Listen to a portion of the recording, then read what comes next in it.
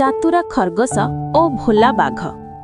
ଏକ ସୁନ୍ଦର ଓ ଘନ ଜଙ୍ଗଲରେ ବହୁତ ପଶୁ ମିଶି ଶାନ୍ତିରେ ରହୁଥିଲେ। ହରିଣ, ଖରଗୋଶ, ବାନର, ହାତୀ ଓ ପକ୍ଷୀମାନେ। ସେଠାରେ ସବୁକିଛି ଖୁସି ଥିଲା। କିନ୍ତୁ ଏକ ଦିନ ସବୁକିଛି ବଦଳିଗଲା। ସେ ଜଙ୍ଗଲକୁ ଆସିଲା ଏକ ଭୟଙ୍କର ବାଘ ଶେରୁ। ଶେରୁ ବହୁତ ଶକ୍ତିଶାଳୀ ଓ ଗର୍ବିତ ଥିଲା। ସେ ଭାବୁଥିଲା, ଏହି ସମସ୍ତ ଜଙ୍ଗଲ ମୋର। ପ୍ରତିଦିନ ସେ ଗୋଟେ ପଶୁକୁ ଧରି ଖାଉଥିଲା। ଧୀରେ ଧୀରେ ସମସ୍ତ ପଶୁ ଭୟରେ ରହିବାକୁ ଲାଗିଲେ। କେହି ବାହାରକୁ ଯିବାକୁ ଭୟ କରୁଥିଲେ। ଏକ ଦିନ ସମସ୍ତ ପଶୁ ଏକାଠା ହେଲେ। ହରିଣ କହିଲା, ଏଭଳି ଚାଲିଲେ ଆମେ ସବୁ ଶେଷ ହେବୁ। ଖରଗୋଶ କହିଲା, ଆମକୁ କିଛି କରିବାକୁ ପଡ଼ିବ। ତାପରେ ଆଗକୁ ଆସିଲା ଚତୁର ଖରଗୋଶ ଟିକୁ। ସେ ହସି କହିଲା, ଭୟ କରନ୍ତୁ ନାହିଁ। ବଳ ନୁହେଁ, ବୁଦ୍ଧି ଦ୍ୱାରା ଆମେ ଶେରୁକୁ ହରାଇ ପାରିବୁ। ସମସ୍ତେ ଆଶ୍ଚର୍ଯ୍ୟ ହେଲେ। କିପରି? ଟିକୁ ତାର ଯୋଜନା କହିଲା ଓ ସମସ୍ତେ ସହମତ ହେଲେ। ପଶୁମାନେ ନିଷ୍ପତ୍ତି ନେଲେ, ପ୍ରତିଦିନ ଏକ ପଶୁ ନିଜେ ଶେରୁଙ୍କ ପାଖକୁ ଯିବ। ତେଣୁ ଅନ୍ୟମାନେ ସୁରକ୍ଷିତ ରହିବେ। ଏକ ଦିନ ଟିକୁର ପାଳି ଆସିଲା।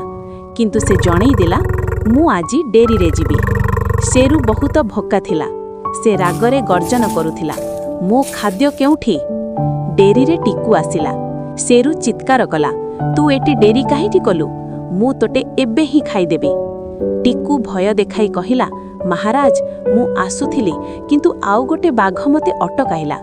ଶେରୁ ଆଶ୍ଚର୍ଯ୍ୟ ଓ ରାଗିଗଲା। ଆଉ ଗୋଟେ ବାଘ ଏହି ଜଙ୍ଗଲରେ? ଟିକୁ କହିଲା, ହଁ ମହାରାଜ, ସେ କହୁଛି ଏହି ଜଙ୍ଗଲ ତାର।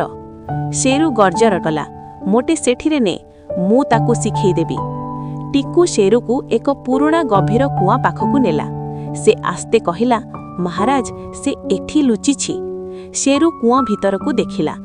ପାଣିରେ ତାର ନିଜର ପ୍ରତିବିମ୍ବ ଦେଖିଲା। ସେ ଭାବିଲା, ସେହି ଅନ୍ୟ ବାଘ। ସେ ଗର୍ଜନ କଲା, ଗ୍ରାର୍। ପ୍ରତିବିମ୍ବ ମଧ୍ୟ ସେହିଭଳି ଦେଖାଇଲା। ରାଗରେ ଶେରୁ ଚିନ୍ତା ନ କରି ସିଧା କୂଅ ଭିତରକୁ ଝାମ୍ପ ଦେଲା। ଛପାକ୍! ସେ କୂଅରେ ପଡ଼ିଗଲା ଓ ବାହାରି ପାରିଲା ନାହିଁ। ଟିକୁ ଦୌଡ଼ି ସମସ୍ତ ପଶୁଙ୍କୁ ସୁଖବର ଦେଲା। ସମସ୍ତେ ଖୁସିରେ ନାଚିଲେ। ହାତୀ ପାଣି ଛିଟାଇଲା, ବାନର ଗଛରେ ଝୁଲିଲେ, ପକ୍ଷୀମାନେ ଗୀତ ଗାଇଲେ। ହରିଣ କହିଲା, ଟିକୁ, ତୁମେ ଆମକୁ ବଞ୍ଚାଇଲ। ଟିକୁ ହସି କହିଲା, ଏହା ମୋର ନୁହେଁ, ସମସ୍ତଙ୍କର ଏକତାର